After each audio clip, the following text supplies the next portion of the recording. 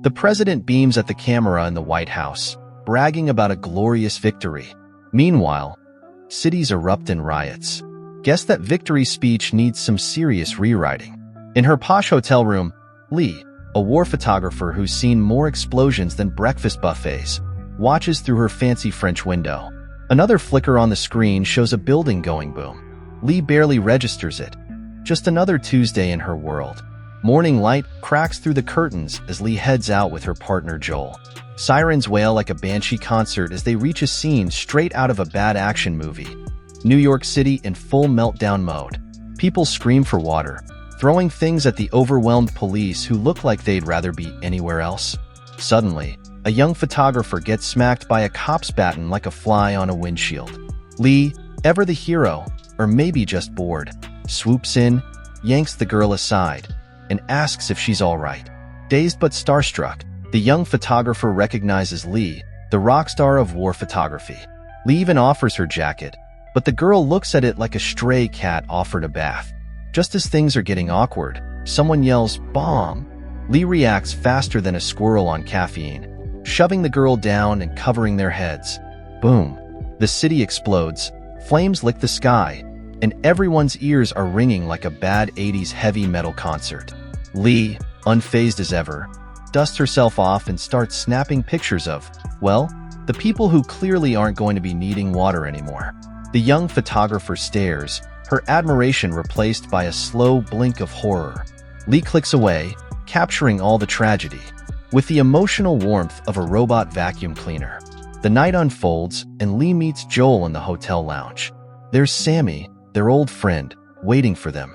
They chat about what's happening, then Sammy asks where they're headed next. Lee reveals their daring plan. Interview and photograph the president all the way in D.C.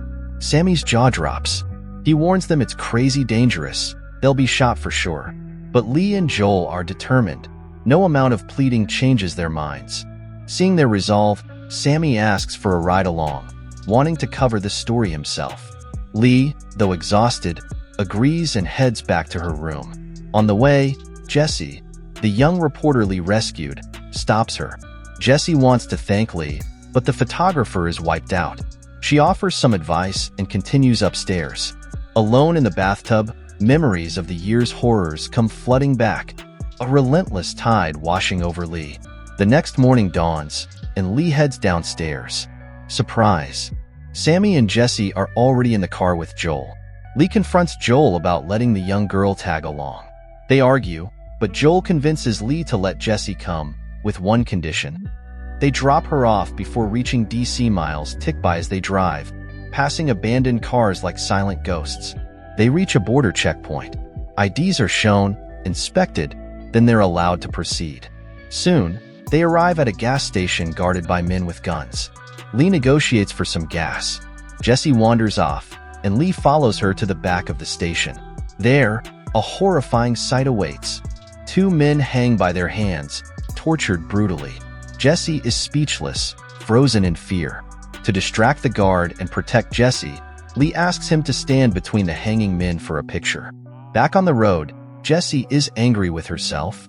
She froze, couldn't even take a picture. Lee understands, but offers a grim warning. Worse is yet to come. Lee and her crew finally crawl into DC after hours on the road. The place looks like a bombed-out movie set. Suddenly, Lee slams on the brakes. Gotta get some war zone pics, right? Jessie in tow, of course. Night falls, and they camp 50 miles out, gunfire echoing like someone's playing a bad action movie soundtrack. Lee chats with Sammy under the stars, while Joel tries to pep up a wide-eyed Jessie. Guess someone forgot their bravery handbook. Morning breaks, and it's fight time. Rebels clash with government soldiers. Lee, fearless as ever, snaps pics while Jessie looks like she might faint. One poor guy gets wasted, and guess who finally gets some picture-taking courage? Yep, Jessie. The rebels win, and things get real dark. They straight up execute the captured soldiers. Lee shrugs, it's just another Tuesday. Shaken but picture-rich, the group heads to a refugee camp. Lee grabs some food for a traumatized Jessie, and they have a heart-to-heart, well, as close as Lee gets. Jessie develops her photos, and Lee, surprisingly, doesn't roast her for once. Maybe the apocalypse brings out the complimenter in everyone? Next day, they leave the camp and stumble upon a sleepy town that's blissfully unaware of the war raging across the country. Jesse, ever the fashionista, convinces Lee to buy a dress in a local store. Priorities, people. Back on the road, things go south. They get shot at. Lee ditches the car faster than a cockroach seeing the light. Turns out, a sniper in a fancy mansion has them in his sights. They take out the sniper. Lee takes the wheel to let Joel catch some sleep, and everything seems okay-ish. Except, Lee spots a car tailing them. Panic sets in. But hey, at least they have company. Turns out, it's just Tony and Bohai, journalist buddies from Hong Kong. They decide to switch cars. Jesse hops in with Bohai. But then, Bohai speeds off with Jesse in his car, vanishing like a magician's rabbit. Lee and the crew frantically search for them, only to find their car abandoned on the side of the road. And guess who's missing? Yep, Jesse and Bohai, snatched by some military goons. Looks like Lee's about to get a taste of her own medicine, losing someone she, sort of, cares about. Lee and her crew spot militia guys burying people in a big hole. No witnesses allowed. Lee wants to talk to them, but Sammy begs her not to. Those guys are trigger-happy. With no other option, Lee, Joel, and Tony head down anyway, hoping to reason with them. The leader, a real charmer, shoots Bohai first, then Tony for not being American. Just as Joel's about to become target practice, Sammy pulls a crazy stunt. He rams their car into the soldiers. Lee shoves Jesse into the big hole. Don't worry, she pulls her right back out. Then they all jump in the car and speed off with the remaining soldier firing at them. Jesse throws up all over herself in the back seat, totally freaking out. They finally escape, but Sammy's looking pale. Turns out he got shot.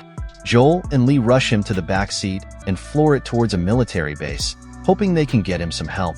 They race through a burning forest, Sammy enjoying the last view of the fiery sky. By the time they reach the base, it's too late for Sammy. Everyone's grieving. Joel's a wreck. Soldiers bring a coffin. Lee stares at her pictures.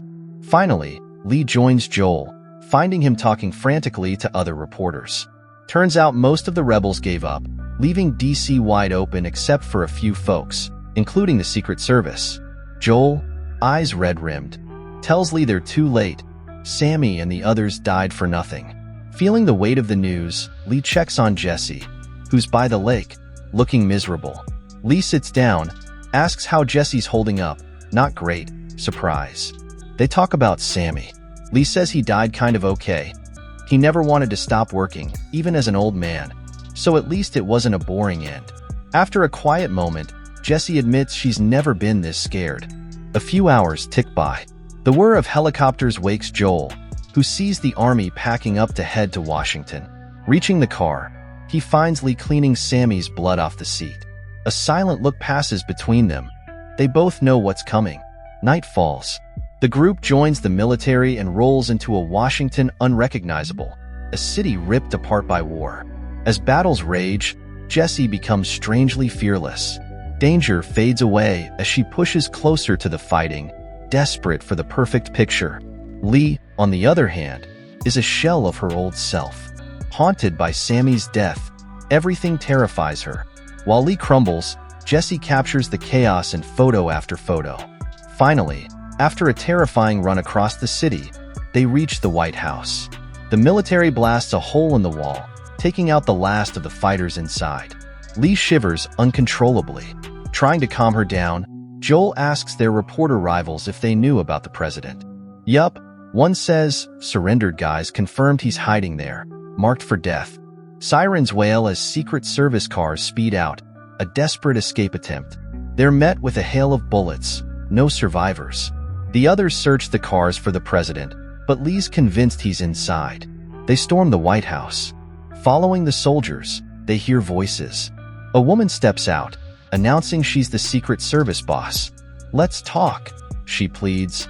The president wants to give up. The soldiers don't care. A gunshot rings out.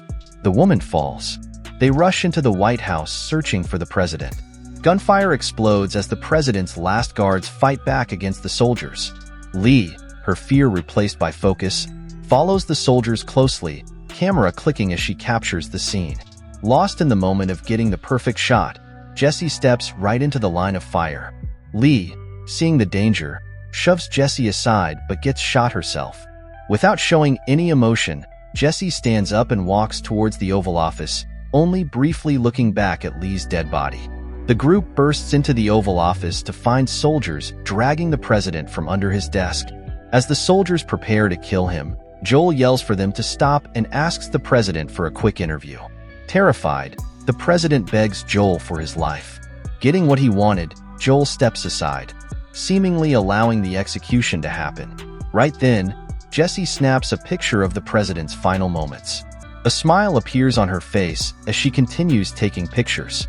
The movie ends here. We hope you enjoyed the video. Watch more recaps on screen and subscribe for more amazing recaps.